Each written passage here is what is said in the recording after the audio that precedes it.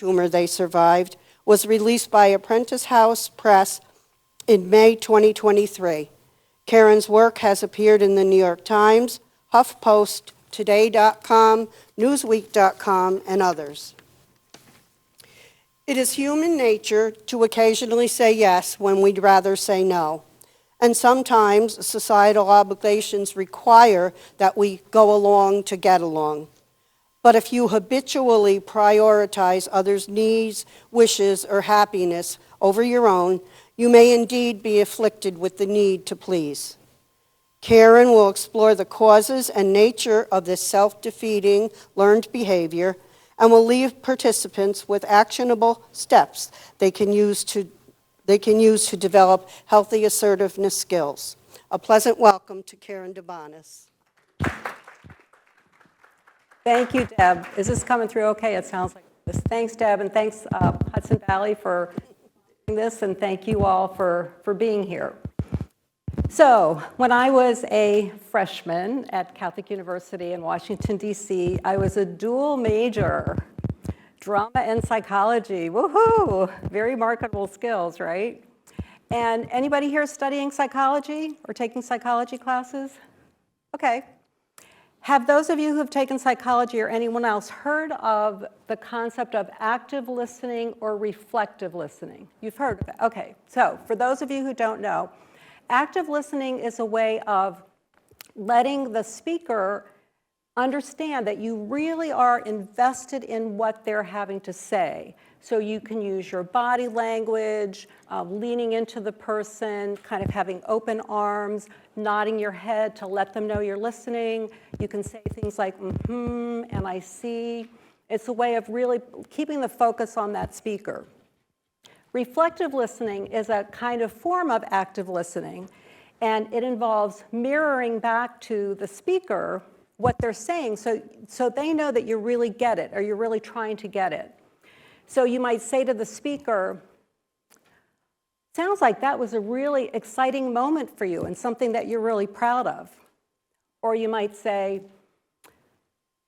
wow, you look like you're really upset about that. Is that something you want to talk about more? And as a freshman, when I learned about this, I thought, this is my ticket to being liked. Because being liked for me was my whole life. It's not that I was unlikable, but I just wasn't very popular in high school. I had terrible self-esteem. And when I learned that all I had to do was put all the focus on the other person, then I thought, I can do this. I'm going to be great at this. And people are going to be, thinking about me. She's so nice, and she's such a good listener, and she makes me feel so good. And so what happened was my sense of self just shrank and shrank and shrank until there was not much of me left. I didn't know who I was. All I knew was what other people were telling me about them and their lives. And this continued for the next 10 or 15 years through graduate school and through getting married and having my children. But the trouble is, when I became a mom, and my 8-year-old son started deteriorating from some mysterious illness that we didn't understand, because I had never learned to stand up for myself and speak up for myself, I did not know to advocate for my child. I did not become that warrior mom, that tough mama bear that's going to make sure the kid is treated right. I did not become that mom. 3 years later, my son was diagnosed with a brain tumor. Today, he's well. He's 38 and well. But I learned a lot of lessons going through that and finally wrote my book about it, as Deb mentioned. I do have some books that I'll be giving away today, later in the presentation. And it tells the story of how I came to be this person that couldn't stick up for my child when he was sick. What kind of a mother is that? And so my life's mission now is to help other people, especially younger people, not make the same mistakes that I did. Because if you develop some of these skills now to be assertive and to stand up for yourself, you will not be that mom or that dad or that friend or that loved one who can't speak up for the people that you care about most in your life. So what is a people pleaser? This is my definition. A person who habitually prioritizes others' needs, wishes, or happiness over their own. Now, as Deb said in the introduction, we all do this sometimes. You know, your friend says, oh, let's come on over and play video games, and you really don't want to do it, but you do it anyhow because it's your friend. Or someone says, oh, can you loan me $5? And you really don't have $5 to loan, but you're like, okay, just take it, you know, if you really need it. We all do this sometimes, but when we do it habitually, that's a sign that it could be that we could be a people pleaser. And as the example that I gave with the reflective listening, that became all who I was caring about how the other person felt and not even paying attention to how I felt or what I needed. How does a person become a people pleaser? Well, there's nature versus nurture. In psychology, you've probably heard of this. Okay, so nature is our hardwiring, our genes, our temperament, in some ways even our physical attributes. For example, let's say that there was a person, a really tall person, 6'5", and being tall gives them the confidence not to feel like anyone's going to ever push them around. So they happen to be more assertive.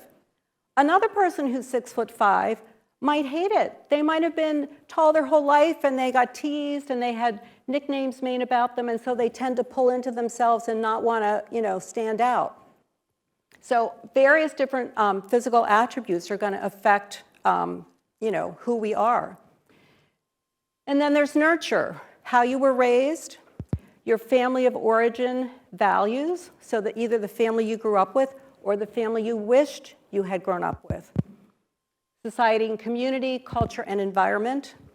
I'm one of 6 kids, 4 boys and 2 girls. My sister, who's 4 years younger than me, is the most assertive, one of the most assertive people I have ever known. I don't know how she got that quality, and I didn't. And my 4 brothers are more assertive also. But what I know is that it's always this play of nature versus nurture. And my hardwiring tends to be, shall we say, softer and more, affected by clues in my environment that make me feel uncomfortable. So for you, this is something to think about. If you think that you might be struggling with people pleasing or know someone who is, think about, what went into it. I would say the majority of people who are people pleasers came to be that way because they had a childhood of disruption or dysfunction. And so being quiet and being good all the time is kind of a learned behavior, and it's also self-preservation. That was not the case for me. Both my parents were people pleasers. So really, really nice people. But I never learned how to be assertive, how to stand up, not from their example. And I didn't think or seem to look for other people in my world, other adults who might be able to help me. People pleasing is emotion driven. There's number one emotion behind people pleasing. Anybody want to take a guess? Yes. Anxiety. In part. Anybody else? Guilt, in part. Yes. Fear. Yep. And anxiety and guilt, they're kind of all wrapped up in their, around with fear. So, yes. Oh dear, that didn't come out too well, did it? Fear is what drives people pleasing. Now, if you did learn to be a people pleaser because of childhood, just not a real warm and loving family, the fear could be that mom or dad or other loved ones are going to abandon you or leave you. For a lot of other people, it's the fear of abandonment of relationships.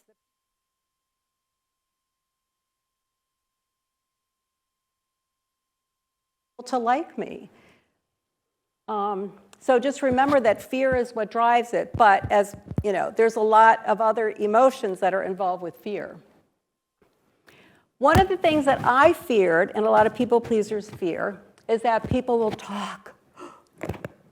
And guess what? People will talk, because isn't that human nature? But here's the thing. People won't always talk as much as you fear. People are too busy with their own lives to spend a whole lot of energy on you. We think that they are, and there are sometimes some people do. But they may not be talking as much about you as you think, or as you fear. And they may not be saying what you think. So let's look at this. Okay, so we have a table here at the top, what we think people are saying, and that could be what we fear people are saying, what people may actually be saying, and then on the, let's see, your left, when we're acting nicely or when we're not acting nicely, we worry about these things. Okay, so if we're acting nice, you know, what I always thought people were saying when I was doing that reflective listening is, oh, isn't she so nice? She's just such a nice person. And maybe some people said that. Or maybe they said, what a pushover. She has no personality. She doesn't stand up for herself. I don't even know anything about her. And that's the reality. They could be saying that they don't admire me, they don't respect me. When I don't act nice, because I'm human, and there are times that I'm not a people pleaser, what I think people are saying is, oh, can I say this in college, the B word? What a bitch. That's what I worry that people are going to be saying. But what if they're actually saying, she's so strong, I really admire her?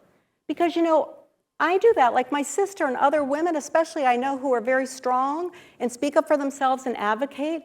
I have great admiration for them. I don't think that they're a bitch.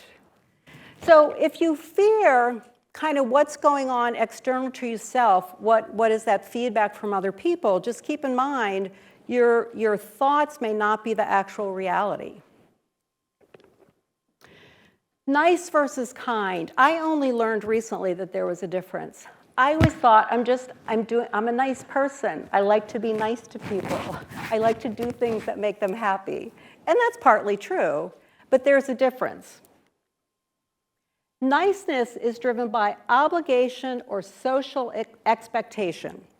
Okay, so maybe this guy here with the gift is on his way to a birthday party for a 2-year-old, and it's his second cousin's once removed third child that he's going to the birthday party for, because that's how his family works, that everybody goes to everybody's birthday party all the times, and you got to bring a gift.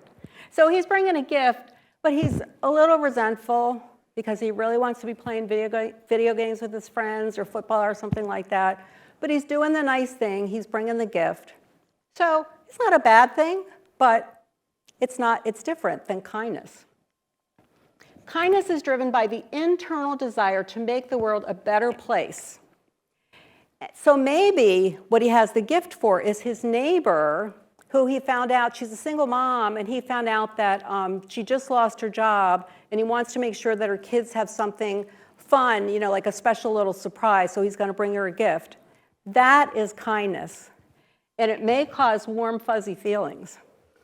So if you are, you know, if you feel like you might be succumbing to people-pleasing, think about when you're being nice and when you're being kind, because the more authentic you can be, the better. If you're being nice and you're feeling resentment, at some point you got to get a handle on that, because that resentment is just going to build and, you know, not be productive.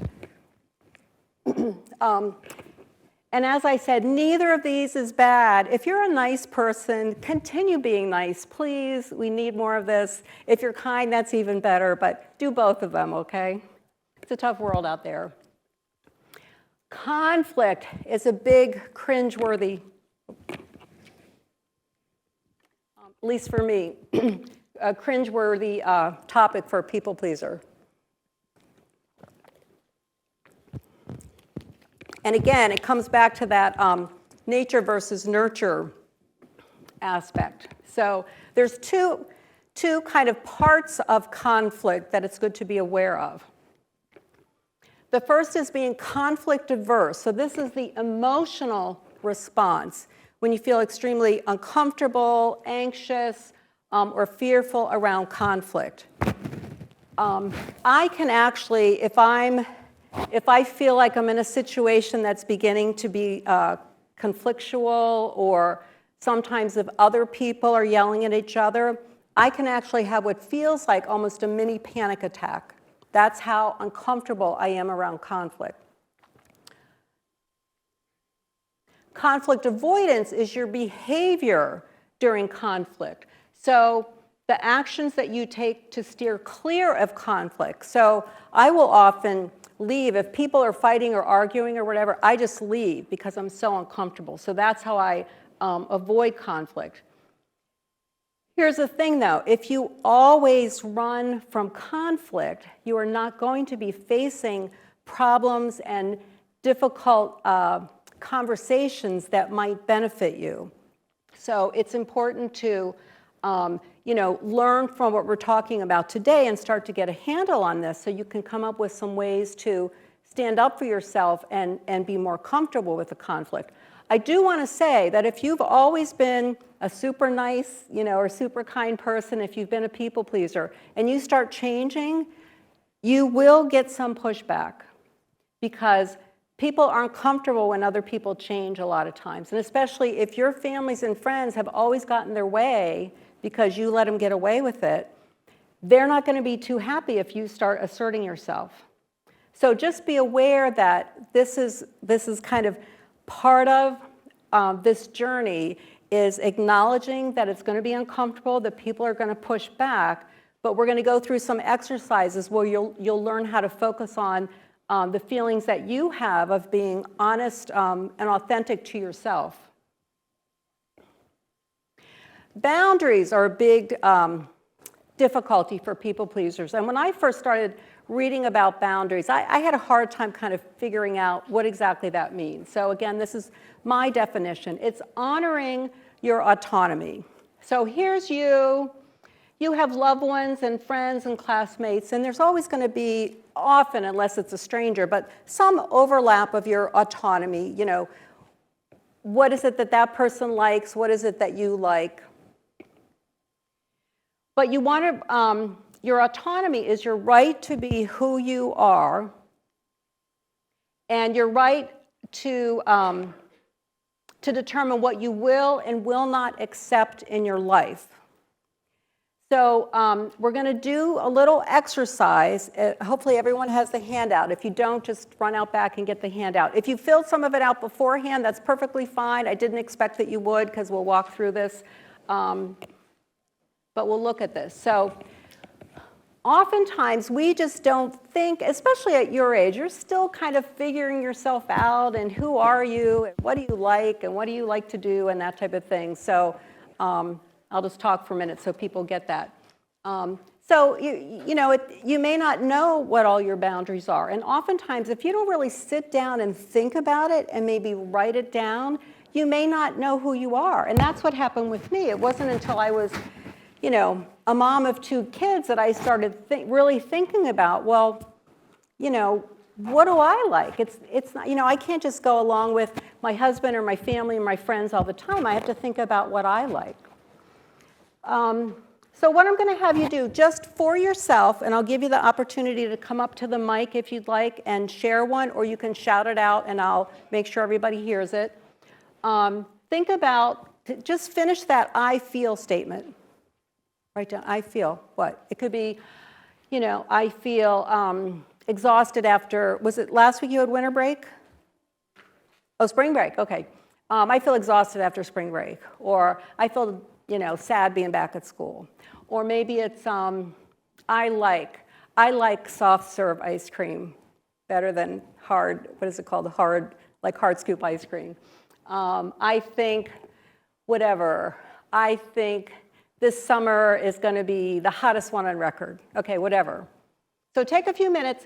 I'm not going to ask you to share your body boundaries in this space, but especially at your age, it is very important that you think about in intimate relationships, where are your boundaries? What are you comfortable with? What are you not comfortable with? What are you ready for? What are you not ready for? And you can change your mind anytime you want. You can rewrite these every 20 minutes if you want, as long as you are honoring your own sense of self. And my personal space boundaries. So like for me, I'm an introvert, and so I need a lot of downtime. I need a lot of quiet space, and so I'm not as social as a lot of other people because I have to respect that those are my needs, and it took me a long time. One of the ways that I people please was I just never told people, friends like, do you want to go out? You want to do this? Well, I didn't want to go out. I didn't want to do that, but I did it anyways because I didn't know how to stand up for myself. So does anyone have one of these first 4 statements that they'd like to share? And again, if you just want to raise your hand, that's okay. And I'll repeat it out loud. Yes? I like spending time with my grandchildren. Wonderful. Thank you. Who else? Yes? I feel excited for the weather to get warmer, yes. Now, remember that we had that Venn diagram, the previous slide with the circles overlapping? So sometimes you're gonna find overlap with other people. I'm overlapping with you because I am very excited about that weather coming, nice weather coming. Okay, anybody else? Okay, so hold on to these forms. You don't have to, it's more a matter of just being familiar with this and keeping this in your head, but take some time, I encourage you to take some time and really explore what your boundaries are, and especially with your body boundaries. Take some time and really, really think about that and make sure that you're honoring that. So being compliant or submissive is a learned behavior. As I said, a lot of times people will learn it in childhood. Sometimes they learn it in other relationships or other situations. But the good news is, therefore, it can be unlearned. So I want to leave you today with 10 steps to a stronger self, and you've already done 2.5 of them. So the first step is to actively explore outside yourself through reading and listening, and within yourself through introspection. And you're going to actively explore about this topic of people pleasing, about needing to please. Because you're here today, you are actively exploring. Even if you're only here because you get extra credit, but you're here and you're listening. I haven't seen anybody yet who's sleeping, so you're good. So you can check that one off. I also encourage you to, especially if this is a topic that's kind of putting some red flags up for you, that you might be struggling with this as well, do some more research. Has anyone seen, I think it might have been a year ago that they were popular, there were a bunch of TikToks where young people were getting tattoos, and they hated the tattoos, and they were crying, and they were saying they realized that they hated it before the tattoo artist even started, but they couldn't get the words out of their mouth to say no, to say stop. And I looked at that and I thought, I don't have tattoos, but it could have been me. Could have been me. Every time I get my hair done, I always think to myself, I got to speak up. I got to say, nope, that's not what I asked for. And you know what? I haven't yet. And I'm very honest about that because I am a work in progress. And this is, again, why you want to get a handle on this people-pleasing early in your life because, man, it is tough. It is tough to break free of it.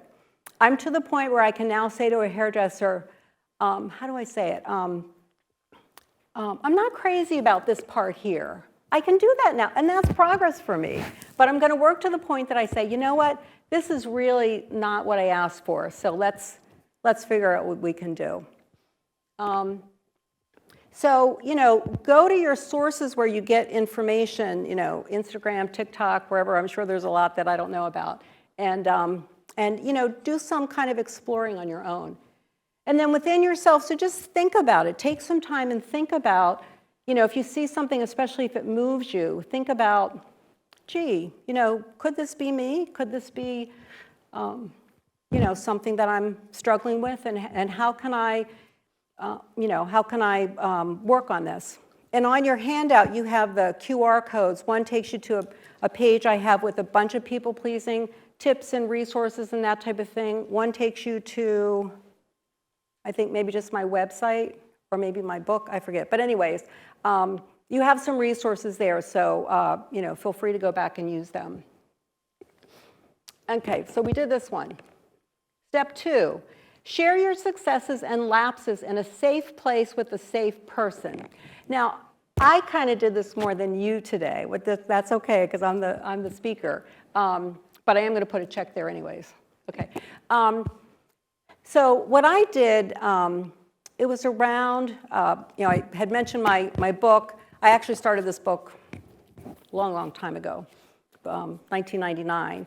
And then I set it aside for a long time, and around 2016, I picked it up again.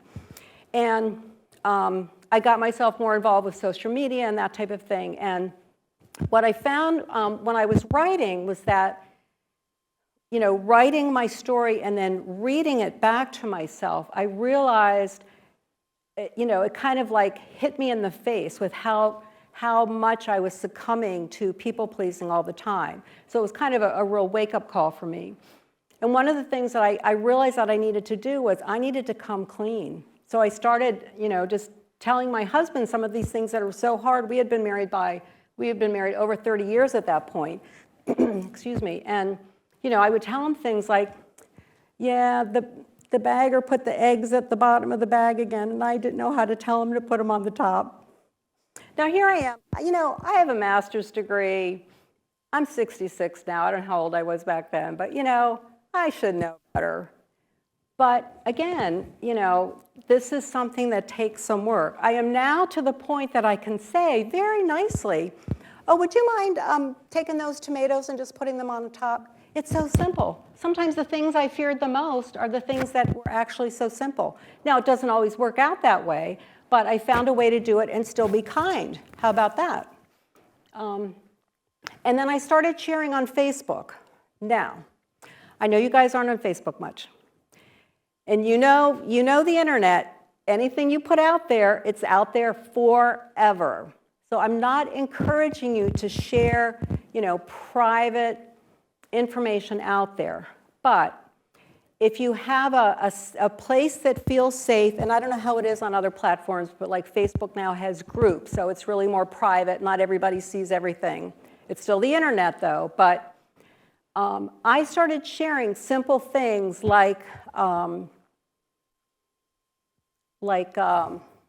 trying to think of an example. Like I was in a taxi. Well, this was a long time ago. I was in a taxi, and it was like a wintry day, raining and snowing and everything like that, and the windshield wipers stopped working, and I didn't say anything. And we were driving down 787, and I did not say anything because I didn't have the words, the gestures. I just did not know how to do it. And so I started sharing things like that on Facebook, just little stories. And what happened was that I found I wasn't alone. There were a lot of people who in the post would say, oh, I've struggled with that too. Not specifically the taxi thing. I think that was a little extreme, but some other things too. And I had people reach out to me separately and say, privately and say, oh, I got to tell you this story, and I felt terrible about it, and I didn't know what to do. So I realized that I was not alone. So I encourage you to find, a safe person or a safe group to share the times that you don't speak up to yourself and you're just so embarrassed and confused and mad at yourself maybe, and talk it through and just admit that this is a difficulty for you. And admitting it is what opens the door for you to really start fighting it. I'm not sure if that last phrase came out. Okay. Oh, and by the way, I did, last summer, I was in a taxi, and the guy, it was weird. We were in Boston. Our one son lives in Boston. And I got the feeling that the taxi wasn't a real taxi, like it was someone that just was driving his car and wanted to get paid a whole lot of money. And so I was in the taxi with some other people, but I was one of the first people to say, Can you pull over, please? We're getting out. I did that. So, progress is possible. Okay. And make a list of your boundaries, and you've already done that. So, good for you. All right. Step 4, journal or write. Is anyone in here a writer or aspiring writer? No, what about journaler? Okay. So I was never a journaler, but when I became a writer, what I found, and I kind of alluded to this a couple slides ago, what I found was that when I write something and then I leave it, to me, that's where the real truth is.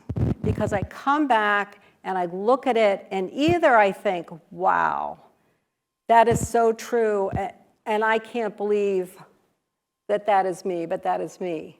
Or I look at it and I say, you know what? That's not quite it. It's something else, okay? So then what I do is I revise it. So, so if you are a journaler or inclined to write, and especially if you really want to start working on people-pleasing, just start writing little things down when they happen, either your successes or your lapses. Write them down. Put it away for a day, a week, a month, whatever, and then revisit it, go back to it, and see if there are different truths that come out from your writing. Another trick you can do with it is you can revise it. You can write it as if it were true the way you wanted it to be.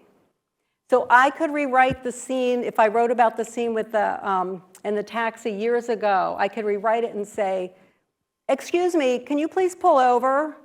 And you're going to need to call another taxi, or you're going to have to, find a way to get me home, and I'm not going to pay you for this. So, I would have done it differently. And so when you write it that way, it's a way to show yourself how you can be. Visualize success. So visualization is similar to the writing and the journaling in a way. So one of the things that you can do is just close your eyes and think of your time that you people please. So I would think of the time in that taxi. And I would, think about what happened and think about what I wished I had done. So just like I said with the writing. But in this case, I'm really going to focus on those feelings of accomplishment and strength. So even if I'm in a situation where it's someone that I know and they're pushing back against me standing up for myself, when I think about that later or when I think about that ahead of time, what I'm going to do is I'm going to focus on how good it finally feels to put myself first. So visualize success is a great tool. Create assertive mantras. So here's another one on your sheet, and I'll give you a minute to fill out some of those and share if you'd like. So a mantra is something like a set of words or short phrase that you repeat to yourself often. And an assertive mantra is something that you're going to say to let people know that you are asserting yourself. So you would pick a people-pleasing behavior like, I can't say no. And then you're going to rewrite it as a positive behavior using present tense starting with I. And this is a little bit tricky because we tend to want to say, like we actually want to tell the truth. We don't want to say, I say no. By the way, I don't like, those are my words. Those aren't words you would use. I say no when it serves me best, so we're going to redo them in a minute. But I can't say no. What was I going to say? I don't know what I was going to say. Lost my train of thought. But okay. So who has another way? Instead of, if your problem is that you can't say no, that's how you feel that the problem is. Or again, I'm not assuming everybody here is a people pleaser or has that tendency, but imagine yourself or imagine a friend struggling with this.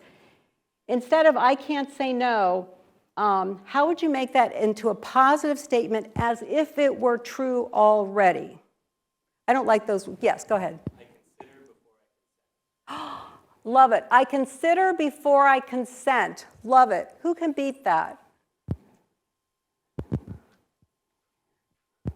Nobody else wants to try? Okay, what about I do whatever, but whatever anyone wants. Will be, yes.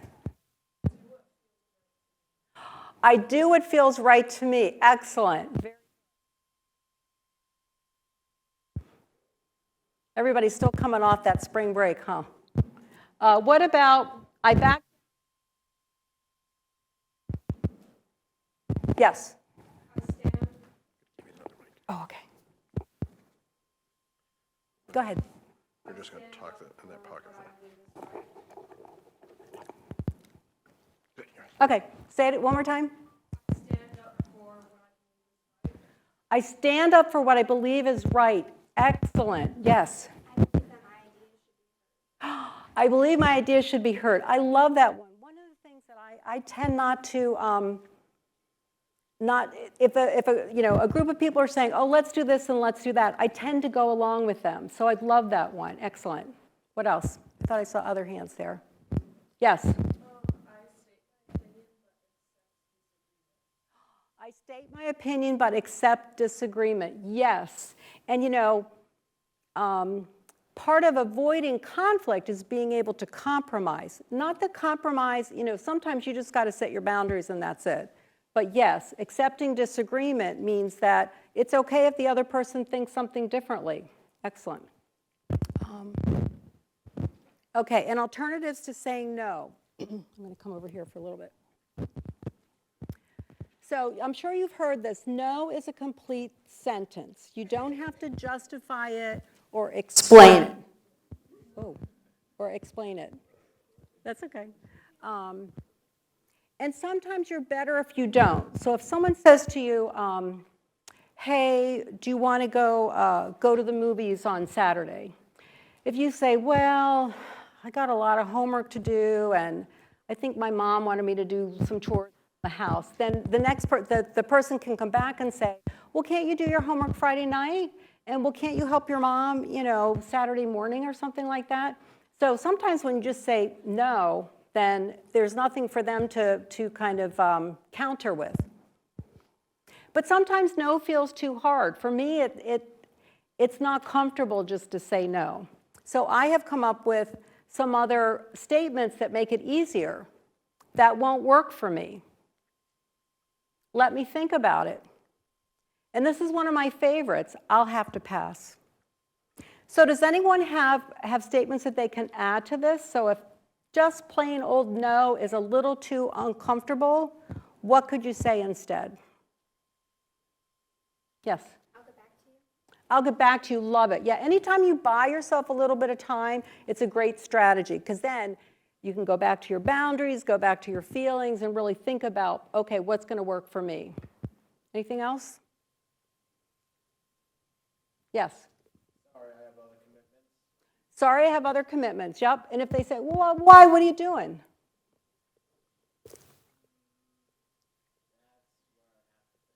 Okay. So here's a hint.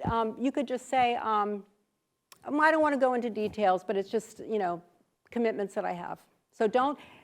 Would you mind trying something with me? Can we go? You can stay right where you are. Sure. We'll role play. Okay. So I'm going to ask you. Do you want to do something Saturday night? And you say what you told me. Sorry, I have other commitments. Oh, really? What do you got going on? I have some family matters to attend to. Oh, well, can't you do the family matters another time? No, sorry.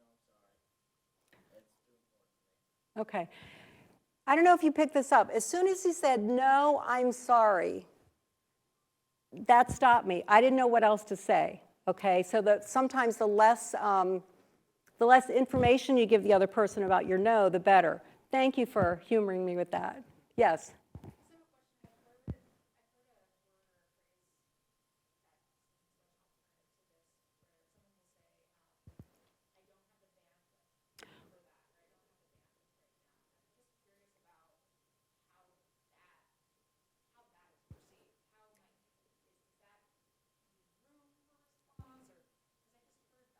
Yeah. Yeah. So the question was, how would it be to say, I don't have the bandwidth for that? Personally, I like that because I think it just says it's where I'm at this moment. It doesn't matter if I have an excuse. Maybe I just want to take a nap. It's like I don't need an excuse. It's just where I'm at the moment. So what do others think about that? Has anybody used, sorry, I don't have the bandwidth, or do you think that will work for you? Okay, I'm not feeling up to it. Yep. Anybody else?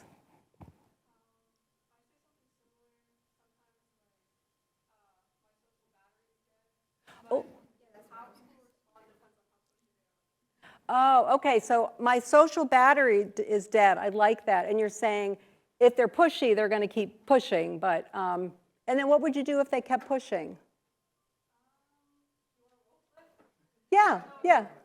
Okay, so hey, you want to go, let's go to the movies. I don't know, what do young people do? Do you go to movies? Okay, let's go to the movies Saturday.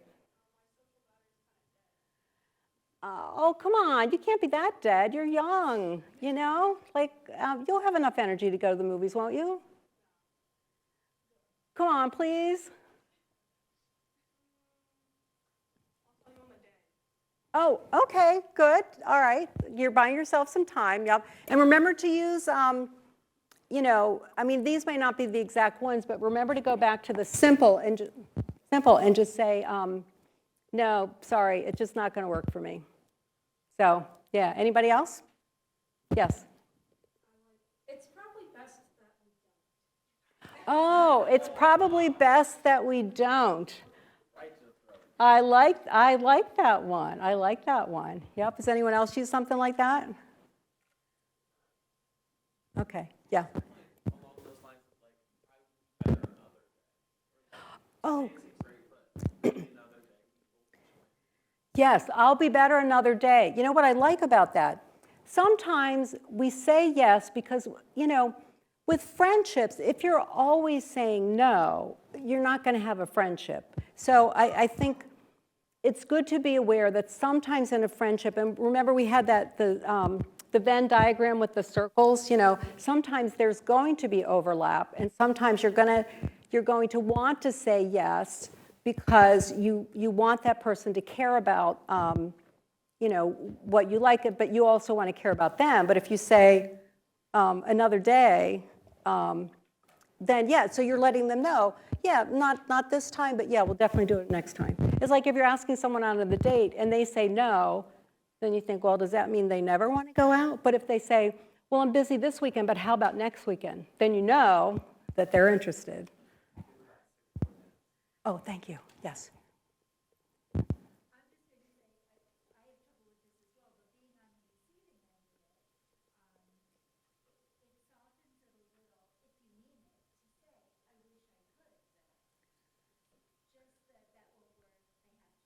Mm-hmm. Yeah, yeah. Mm-hmm.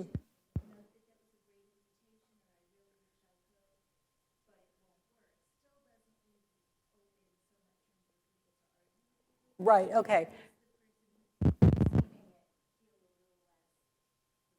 Right, so I wish I could, but I can't. Again, another way of communicating to the person that you would have some interest at another time. Okay. Identify role models.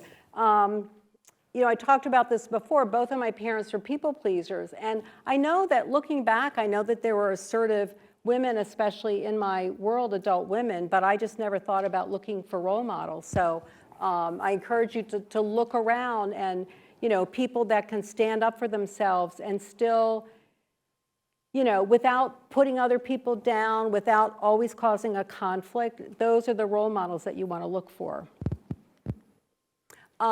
Daily nudge. So psychology people, have you studied, oh darn, I'm forgetting, the stages of change? It's also called trans-theoretical model, I think. Okay, so I'm going to challenge everybody to Google stages of change when you come up, or when you go back. So the idea is that we change, go through some different phases. Sometimes we're ready for it, sometimes we're not ready for it. So this is a real, like a snippet of how it works. But if you give yourself a daily nudge in the form of a question, it can kind of nudge you forward to being ready to make the change that you want to change. What can I try today? Maybe today, how can I do better? Is today the day? Is today the day when, Joey asked me for $5 to borrow? I'm going to say, can't do it, Joey. No more. Is today the day? Okay, and maybe you'll say, oh, not today, I got a big test or something. But ask yourself the question every day, and that will move you in the right direction. Don't give yourself a choice. A couple weeks ago, I was out to lunch, and the waiter brought water, and it tasted horrible. It was really metallic, and I couldn't drink it. And I didn't want to say anything to the waiter because he seemed kind of rushed and he was nice, and it was a really small restaurant, and I didn't want the owner to feel like, he was going to make have an unhappy customer or whatever, blah, blah, blah. I mean, is that classic people pleasing or whatever? This was about 2 weeks ago, and I told myself, Karen, you are going to be at Hudson Valley in 2 weeks. You are not drinking lousy water, or what I was going to do is just buy a bottled water. You are not buying bottled water. You're going to get better water. So the waiter came over and I said, excuse me, can we have some fresh water? This doesn't really taste too good. And I got the fresh water.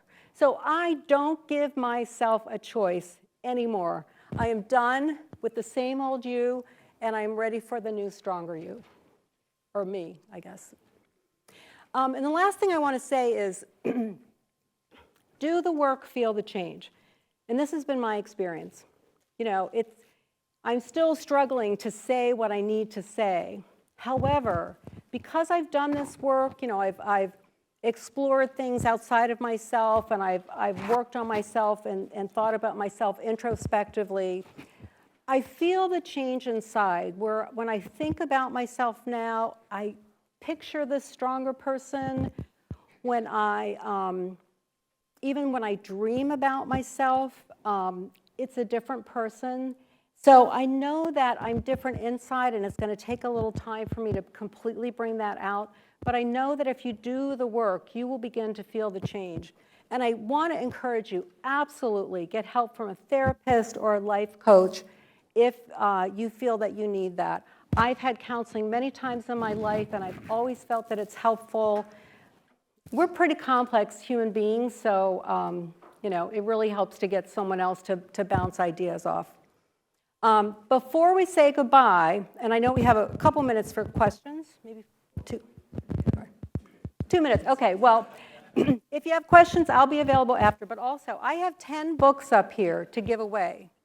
Now, I'm wondering how many people raised their hand and shared some answers today. If you would like to be the first to come up and take one of the books, and even if you don't want one for yourself, you can give one to a mom or an aunt or somebody that you like.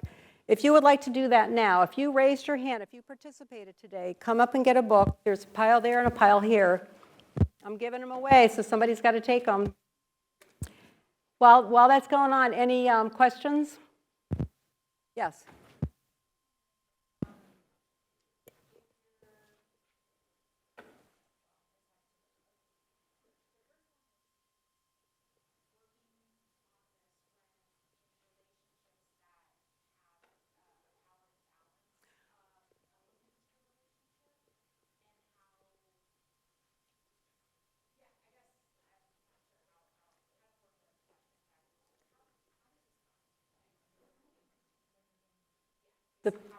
The power imbalance.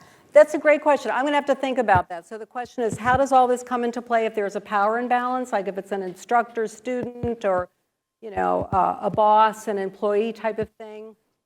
I think it's really important. I think you have to tread gently, but it is important. So I'm going to let everybody go. Thank you so much for being here. I still got books up here, so on your way out, somebody take them, or I'm going to be giving them out on the street. So thank you all.